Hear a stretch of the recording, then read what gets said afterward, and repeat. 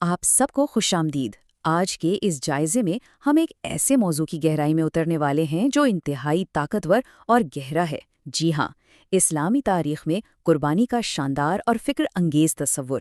ہم نے یہ لفظ تو بہت بار سنا ہے، لیکن آج ہم اس سے صرف ایک رسم کے طور پر نہیں بلکہ تاریخی حوالوں، باقاعدہ اصولوں اور ان بے مثال قربانیوں کے آئینے میں دیکھیں گے جنہوں نے اس تصور کو ہمیشہ رہنے والی ایک شکل دی۔ تو چلیں اس سفر کا آغاز کرتے ہیں۔ تو آج کی اس گفتگو میں ہم کیا کچھ جاننے والے ہیں؟ پہلے ہم حضرت ابراہیم کے اس عظیم امتحان کو دیکھیں گے، پھر بات ہوگی قربانی کے فقہی مسائل کی، اس کے بعد ہم جائیں گے بدر کے بعد کے حالات کی طرف، اور پھر غزوہ احد کے اس عظیم المیہ کا ذکر ہوگا، اور آخر میں ان سب کو جوڑ کر دیکھیں گے کہ قربانی کی اصل روح آخر ہے کیا۔ پہلا حصہ، حضرت ابراہیم کا عظیم امتحان، جہاں سے اس لازوال روایت کا آغاز ہوا۔ ذرا تصور کریں، 40 سال کی لمبی آہ و بکا اور دعاؤں کے بعد 84 سال کی عمر میں حضرت ابراہیم کو بیٹا نصیب ہوتا ہے، حضرت اسماعیل۔ لیکن ابھی صرف ایک ہفتہ ہی گزرتا ہے کہ کڑا حکم آ جاتا ہے۔ حکم کیا تھا کہ اپنی بیوی ہاجرہ اور اس ننھے سے بچے کو مکہ کے اس ویران وادی میں چھوڑ آئیں، جہاں نہ کوئی آبادی تھی، نہ پانی کا ایک قطرہ۔ سوچئے ایک ماں کے لیے یہ کتنا مشکل ہوگا، لیکن حضرت ہاجرہ کا اپنے رب پر جو کامل یقین تھا نا، وہ سچ میں حیران کر دینے والا ہے۔ پیاس سے تڑپتے ہوئے اس بچے کے لیے وہ صفا اور مروہ کی پہاڑیوں کے درمیان 7 چکر لگاتی ہیں، اور پھر اس بے مثال توکل کے نتیجے میں آب زمزم کا چشمہ پھوٹ پڑتا ہے، جو جیسا کہ ہم جانتے ہیں صدیوں بعد آج بھی کروڑوں لوگوں کی پیاس بجھا رہا ہے۔ اب وقت تھوڑا آگے بڑھتا ہے، باپ اور بیٹے کا سالوں بعد ملاپ ہوتا ہے، لیکن پھر ایک اور آزمائش۔ حضرت ابراہیم کو لگاتار 3 راتوں تک ایک ہی خواب آتا ہے۔ انہیں حکم دیا جا رہا تھا کہ اپنی سب سے قیمتی چیز اللہ کی راہ میں قربان کر دیں۔ شروع میں انہوں نے اونٹ اور بکریاں قربان کی، لیکن مسلسل 3 راتوں کے خواب کے بعد انہیں اس بات کا احساس ہو گیا کہ یہاں اشارہ ان کی سب سے محبوب چیز کی طرف ہے، یعنی ان کا وہ بیٹا جس کے لیے انہوں نے دہائیوں تک انتظار کیا تھا۔ اور جب انہوں نے اپنا یہ خواب بیٹے کو سنایا تو آگے سے جو جواب آیا وہ کسی عام انسان کا نہیں بلکہ ایک 7 سالہ بچے کا تھا۔ اس بچے نے جس پختگی سے کہا کہ ابا جان، آپ کو جو حکم ملا ہے وہ کر گزریے، وہ سچ میں رونگٹے کھڑے کر دینے والا ہے۔ اس ننھے بچے نے یہاں تک کہہ دیا کہ میرے ہاتھ پاؤں اچھی طرح باندھ دیں اور اپنی آنکھوں پر پٹی باندھ لیں تاکہ محبت میں کہیں آپ کے ہاتھ نہ کام جائیں۔ یہ ہوتی ہے بغیر کسی ہچکچاہٹ کے رب کے آگے سر جھکانے کی انتہا۔ لیکن دیکھیں ہوتا کیا ہے، جیسے ہی حضرت ابراہیم نے چھری چلائی، اللہ کے حکم سے اس چھری نے اسماعیل کو ایک خراش تک نہ آنے دی۔ آسمان سے ندا آتی ہے کہ آزمائش پوری ہو چکی ہے، اور پھر جنت سے لایا گیا ایک مینڈا حضرت اسماعیل کی جگہ قربان کر دیا گیا۔ دراصل یہ پورا واقعہ اس بات کا ثبوت ہے کہ اصل امتحان جان لینا نہیں تھا بلکہ دل کی رضامندی اور محبت کی قربانی کا تھا۔ تو یہ تو تھی وہ قدیم تاریخ اور اس سلسلے کی جذباتی بنیاد، لیکن آئیں اب آگے بڑھتے ہیں اور دیکھتے ہیں کہ یہ سلسلہ وقت کے ساتھ کیسے ارتقا پذیر ہوا، اور آج جو ہم قربانی کرتے ہیں فقہ کے واضح اور عملی اصولوں کے تحت وہ کس طرح انجام دی جاتی ہے۔ دوسرا حصہ، قربانی کے فقہی مسائل، یعنی ان احکامات اور اصولوں کو سمجھنا جو اس عمل کو آج دور حاضر میں مکمل کرتے ہیں۔ اچھا، یہ قوانین کتنے دلچسپ ہیں اس کا اندازہ اس بات سے لگائیں۔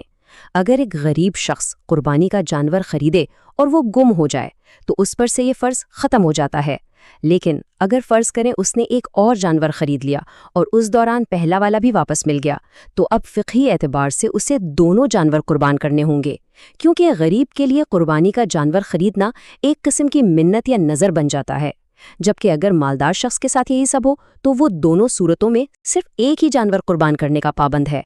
اور شرکت کے حوالے سے بھی بڑے واضح اصول ہیں، جیسے چھوٹا جانور یعنی بکری یا بھیڑ صرف ایک ہی شخص کی طرف سے قربان ہو سکتا ہے، لیکن اگر جانور بڑا ہے جیسے گائے یا اونٹ تو اس میں 7 لوگ مل کر حصہ ڈال سکتے ہیں۔ ہاں، یہاں ایک شرط ضروری ہے کہ کسی ایک کا حصہ بھی 7ویں حصے سے کم نہیں ہونا چاہیے، ورنہ کسی کی بھی قربانی قبول نہیں ہوگی۔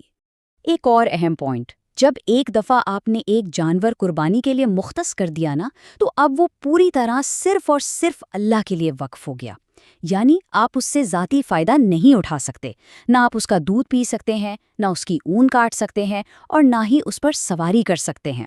اگر غلطی سے ایسا کر بھی لیا تو حاصل شدہ منافع کے برابر رقم صدقہ کرنا واجب ہو جاتا ہے۔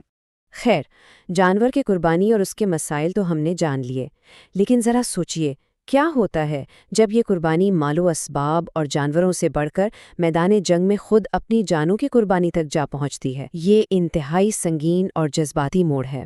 تیسرا حصہ، بدر کے بعد کی کشیدگی اور غزوہ احد تک کا سفر۔ بدر کے واقعات کے بعد حالات بہت تیزی سے بدل رہے تھے۔ بدروں میں مکہ کے کئی بڑے سردار مارے گئے تھے، جس کی وجہ سے مدینہ اور مکہ کے درمیان کشیدگی بالکل عروج پر تھی۔ اس کشیدگی کو مزید ہوا ملی مدینہ کے بازار میں ہونے والے ایک واقعے سے، جس کے بعد بنو قینقاع کو شہر سے نکال دیا گیا۔ اسی دوران مکہ کے سردار ابو سفیان نے مسلمانوں سے بچنے کے لیے اپنا تجارتی راستہ ہی تبدیل کر لیا۔ لیکن جب مسلمانوں کو اس نئے راستے کا علم ہوا تو ابو سفیان نے مدینہ پر ایک حتمی اور فیصلہ کن حملے کے لیے 3000 جنگجوؤں کا ایک بہت بڑا لشکر جمع کر لیا۔ اور اس طرح آغاز ہوتا ہے چوتھے حصے کا، غزوہ احد کا المیہ، جو ایک غیر متزلزل اور پختہ ایمان کا امتحان تھا۔ اب اس واقعے میں جو چیز سب سے زیادہ غور طلب ہے وہ یہ کہ میدان جنگ کا نقشہ منٹوں میں کیسے پلٹ گیا۔ شروع میں مسلمان بالکل جیت رہے تھے، لیکن نبی کریم صلی اللہ علیہ وآلہ وسلم نے کچھ تیر اندازوں کو ایک پہاڑی درے پر تعینات کیا تھا، اس سخت تاکید کے ساتھ کہ حالات جو بھی ہوں اپنی جگہ نہیں چھوڑنی، چاہے پرندے ان کی بوٹیاں ہی کیوں نہ نوچ لیں۔ لیکن جب ان تیر اندازوں نے دیکھا کہ دشمن بھاگ رہا ہے تو کچھ لوگ مال غنیمت جمع کرنے کے لیے اپنی جگہ چھوڑ بیٹھے۔ بس یہی وہ ایک لمحہ تھا جس نے دشمن کو ایک پہلو دے دیا، اور خالد بن ولید نے اس موقع کا فائدہ اٹھا کر ایک زوردار جوابی حملہ کر دیا۔ اس جوابی حملے کا نتیجہ واقعی بہت سنگین تھا۔ ایک لمحے میں جنگ کا پانسا ہی پلٹ گیا اور مسلمانوں کی صفوں میں بالکل افراتفری پھیل گئی۔ اس پوری جنگ میں مکہ والوں کے تو صرف 22 لوگ مارے گئے، لیکن مسلمانوں کے 70 جانثار صحابہ نے اس میدان میں جام شہادت نوش کیا۔ یہ ایک بہت بہت بھاری جانی نقصان تھا۔ احد کے میدان میں ایسی قربانیوں کی داستانیں رقم ہوئیں جنہیں سن کر آج بھی دل دہل جاتا ہے۔ حضرت حمزہ کی شہادت، اور پھر جس بے دردی سے ان کے جسم کو نقصان پہنچایا گیا، یا پھر حضرت حنظلہ کی مثال لے لیجئے، ان کی تو اس دن شادی ہوئی تھی، وہ غسل کیے بغیر ہی میدان میں نکل آئے اور شہید ہو گئے۔ بعد میں فرشتوں نے آ کر انہیں غسل دیا، یہاں تک کہ خود نبی کریم صلی اللہ علیہ وسلم نے اس جنگ میں شدید زخم برداشت کیے، ان کا دندان مبارک شہید ہوا، خود کی کڑیاں چہرے میں دھنس گئیں۔ صحابہ نے انہیں بچانے کے لیے اپنے جسموں کی ڈھالیں بنا لی تھیں۔ اور جب جنگ رکی نا تو ابو سفیان نے پہاڑی کی چوٹی سے فخر اور طنز کے ساتھ آواز لگائی کہ آج کا دن بدر کے دن کا بدلہ ہے۔ جنگ تو ایک ڈول کی مانند ہے، کبھی تمہارا تو کبھی ہمارا۔ جس کے جواب میں حضرت عمر نے پوری طاقت سے دندان شکن جواب دیا کہ ہمارے شہید جنت میں ہیں اور تمہارے مردے جہنم میں۔ یہ مکالمہ حقیقت میں اس جنگ کی بے رحمی اور بدلتے حالات کو پوری طرح واضح کرتا ہے۔ اچھا، تو اب ہم نے وہ قدیم دور بھی دیکھ لیا، آج کی جدید فقہ کے اصول بھی سمجھ لیے، اور احد کے میدان کی وہ جذباتی اور سنگین حقیقتیں بھی دیکھ لیں۔ لیکن سوال پیدا ہوتا ہے کہ ان تینوں بظاہر مختلف دوروں اور کہانیوں کو آپس میں کیا چیز جوڑتی ہے؟ ان سب میں مشترک کیا ہے؟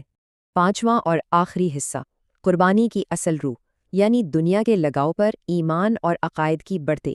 تو اہم ترین پوائنٹ یہ ہے کہ ان تمام تاریخی واقعات اور شرعی احکام کی بنیاد دراصل ایک ہی ہے، اور وہ ہے اللہ پر کامل ایمان۔ دیکھیں، اللہ کو کسی جانور کے گوشت یا خون کی ہرگز ضرورت نہیں ہے، وہ تو صرف اس نیت اور عقیدت کو دیکھتا ہے جو اس عمل کے پیچھے چھپی ہوتی ہے۔ اصل چیز تو یہ تیاری ہے کہ ہم خوشی سے اپنی پسندیدہ چیز اس کے حضور پیش کر رہے ہیں، بس اس کے قریب ہونے کے لیے۔ تو بات کو سمیٹنا چاہوں گا اس طرح سے کہ قربانی کی اصل حقیقت ہی یہی ہے کہ ہم ایک عظیم مقصد کے آگے اپنی دنیا کی ان چیزوں کو چھوڑ دیں جن سے ہمیں بے انتہا محبت ہوتی ہے۔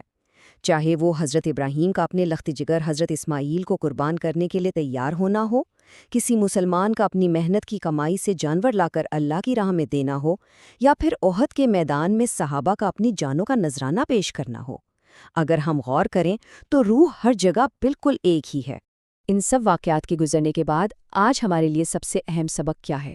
ہم دعوے تو بڑے بڑے کرتے ہیں، لیکن اگر واقعی آج سچ میں ہمارا امتحان لیا جائے تو ہم اپنے عقیدے کے لیے، اپنی ان قدروں کے لیے در حقیقت اپنا کیا کیا قربان کرنے کو تیار ہیں؟ سوچئے گا ضرور۔ ہماری آج کی گفتگو یہیں ختم ہوتی ہے۔ ہمارے اس سفر میں شامل ہونے کا بہت شکریہ۔